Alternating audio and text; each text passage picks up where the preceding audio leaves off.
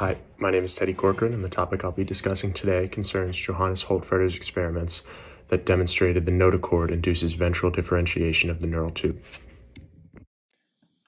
In class, we've learned that anterior-posterior axis formation occurs as the result of a clock and wavefront mechanism that triggers gene expression in a spatiotemporal manner.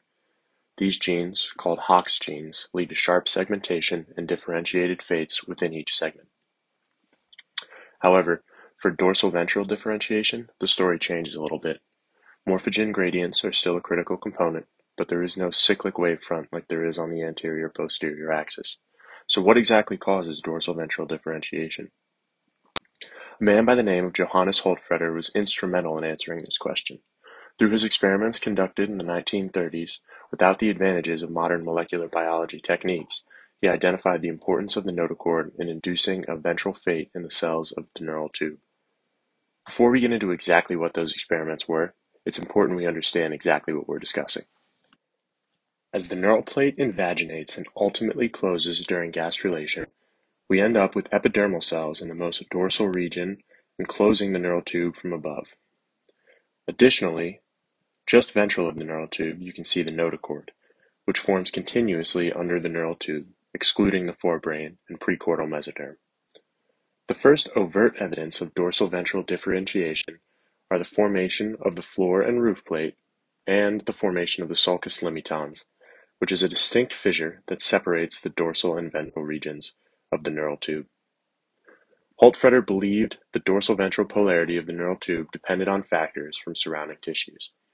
Due to its proximity to the neural tube and its ventral location, Holtfretter identified the notochord as a structure of interest in ventral neural tube differentiation. He then set about proving it. All of his experiments typically utilize direct manipulation and observation of amphibian embryos. One of the experiments he conducted involved removing the notochord from a developing embryo prior to closure of the neural tube, and then observing the effects on ventral differentiation. Usually, the ventral portion of the neural tube develops motor neurons, which have a distinct morphology that made it relatively easy to detect their presence, even with the basic histology and microscopy techniques available in the 1930s. In this experiment, Holtfretter found that without the notochord, there is no formation of motor neurons or the floor plate, which in typical embryos is the most ventral part of the neural tube, possessing its own distinct morphology as well. This experiment provided evidence that the notochord is necessary for proper ventral differentiation of the neural tube, as without the notochord being present, we do not see the typical ventral development of the neural tube. Johannes Holtfretter then conducted a heterotopic fate test using transplantation of the notochord. To do so, he transplanted the notochord from one amphibian embryo to a new location in a different amphibian embryo, lateral to the neural tube. He observed that in addition to the typical differentiation that occurred ventrally where the endogenous notochord was, there is also formation of motor neurons and a floor plate in the area near the transplanted notochord, where typically they would not have developed. This provided evidence that the notochord is sufficient for induction of ventral fates in the neural tube, as it was able to induce a ventral fate in cells that typically would not have displayed that morphology. With the notochord being both necessary and sufficient for ventral fate differentiation, Johannes Holtfretter was able to conclude that the notochord acts as an organizing region for the ventral neural tube. He observed its capabilities in inducing both motor neurons, a critical component of the ventral neural tube, and the floor plate, which was later determined to act as an additional ventral organizer, releasing the same morphogens as the notochord. Finally, Holtfretter plated cells from the intermediate part of the neural tube, with notochord tissue in a collagenous gel dish.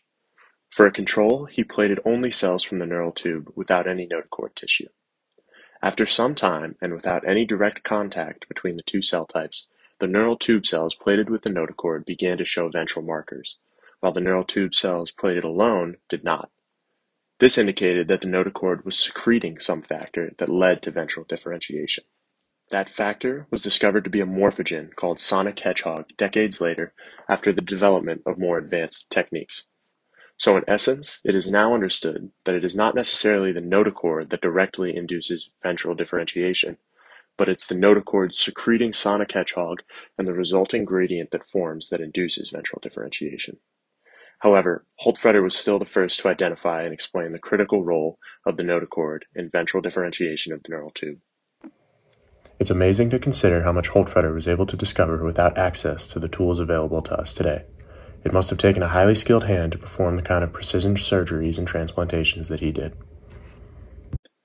90 years later, we are still developing, confirming, and adding to Johannes Holtfeder's experiments, which were ahead of their time and contributed to fundamental knowledge that has guided the field of developmental neurobiology in the ensuing decades.